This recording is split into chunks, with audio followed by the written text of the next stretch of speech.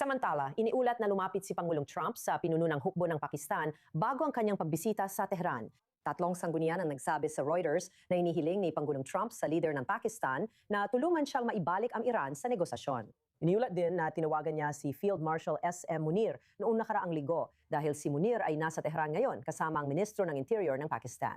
Inilarawan ng militar ang pagbisita bilang isang pagsisikap na isulong ang kapayapaan at katatagan sa rehiyon. Kasama natin ngayon mula Australia sa pamamagitan ng Zoom ang geopolitical strategist at foreign policy consultant na si Hassan Pirzada. Maraming salamat sa pagsama sa amin. Maraming salamat sa pag-imbita sa akin, Emily. Siyempre, kaya bakit nga ba si Pangulong Trump ay partikular na lumalapit sa pinuno ng hukbo ng Pakistan para tumulong na muling buksan ang mga pag-uusap na ito? Sa tingin ko, ang pinuno ng hukbo ng Pakistan ang nagsisilbing back channel kay Trump. May dahilan pa rin, may daan pa rin tungo sa kapayapaan. Sa tingin ko, oo. Ang pinakamahalagang punto, gaya ng sinabi mo, ay si Pangulong Trump ay nakipag-ugnayan kay Asim Munir, Field Marshal Asim Munir. At sa tingin ko nga, hiniling niya sa Pakistan na gamitin ang impluensya nito para maibalik ang Iran sa negosasyon. Habang sa kabilang banda, alam mo, pinipilit nilang idiin ang Iran gamit ang mga ekonomikong parusya. Sa tingin ko, ipinapakita niyan ang lahat tungkol sa antas ng kumpiyansa na mayroon ng Washington sa Pakistan sa kasalukuyan. Hindi ibig sabihin nito na kusang loob na nagboluntaryo ang Pakistan para sa isang diplomatikong papel na wala namang humiling. Pero partikular na lumalapit si Trump kay Munir dahil naniniwala siya na kayang maghatid ni Asim Munir ng mensahe sa Tehran na hindi kayang gawin ng Washington sa kasalukuyan. Sa tingin ko, merong isang bagay ang Pakistan na pakaunti lang sa mga bansa ang meron. Meron itong maayos na ugnayan sa Washington sa kasalukuyan. Magandang relasyon sa Tehran, kapwa sa panig ng politika at militar. At mayroon ding malalim na ugnayan sa pagitan ng mga militar sa buong reyon. Lalo na sa kasalukuyang kasunduan sa depensa kasama ang Saudi Arabia at Turkey. Kaya si Syed Asa Munir, ang Field Marshal, ay sa tingin ko natatanging nakaposisyon sa kasalukuyan sa loob ng estrukturang ito upang ihatid ang mensahe hindi lang isang nutang diplomatiko bilang pinakamataas na opisyal ng militar ng Pakistan. Sa tingin ko, may autoridad at kredibilidad siya para magkaroon ng seryosong pag-uusap sa mga opisyal ng Iran sa pinakamataas na antas. At pagkatapos ay direktang makipag-ugnayan kay Trump para bigyan sila ng access sa panig ng Amerika mula rin sa pinakamataas na antas. At ang ibig kong sabihin, siya, alam mo, nakikipagkita sa mga opisyal na malapit sa kataas-taasang pinuno. Ano sa tingin mo ang particular na mensahe? Ibig kong sabihin, wala naman sa atin ang nandun sa tawag na yon. Pero sa tingin mo ba, may epekto o impluensya ang mensaheng yon sa kataas-taasang pamunuan sa kahit anong paraan? Ang pagkakaintindi ko, ang mensahe ay magiging direkta na bukas pa rin ang pinto para sa diplomasya, pero hindi ito mananatiling bukas ng walang hanggan. Nakita natin na si Trump, si Pangulong Trump, ay malinaw na nagsabi na paigtingin niya ang pressure sa Iran, kabilang nga ang banta ng malalaking parusang pang-ekonomiya.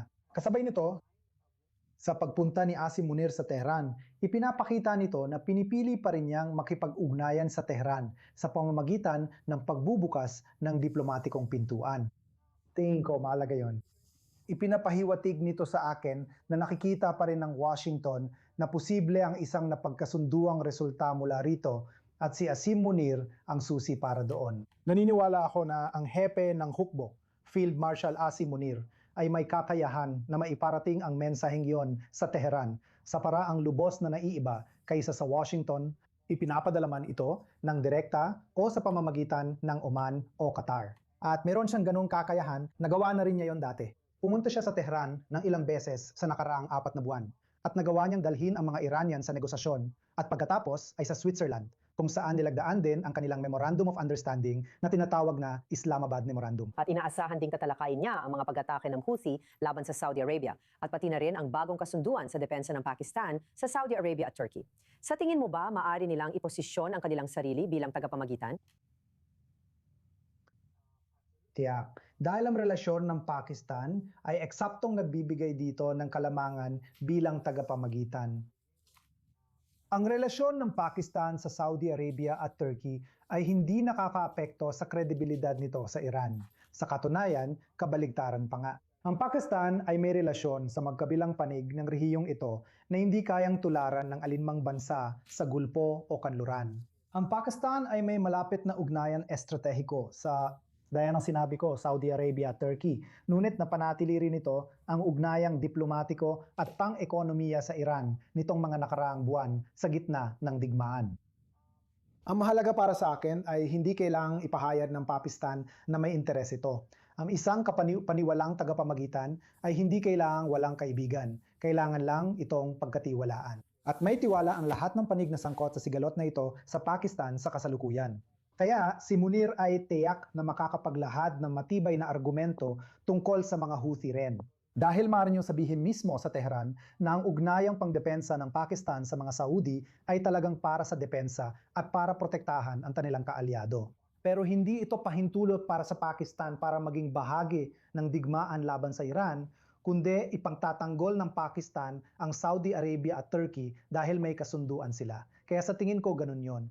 Ang mas malaking larawan ay makita ang Pakistan bilang tulay na maaring mag-ugnay sa lahat ng mga bansang ito sa magkakatunggaling regional na blok sa halip na basta miyembro lang ng isang block sa isang pagkakataon. Maaring pagsamahin ng Pakistan ang lahat ng ito. At yan ang magiging papel ni Modi sa Tehran. Sige, maraming salamat po sa inyong paliwanag tungkol sa lahat ng bagay.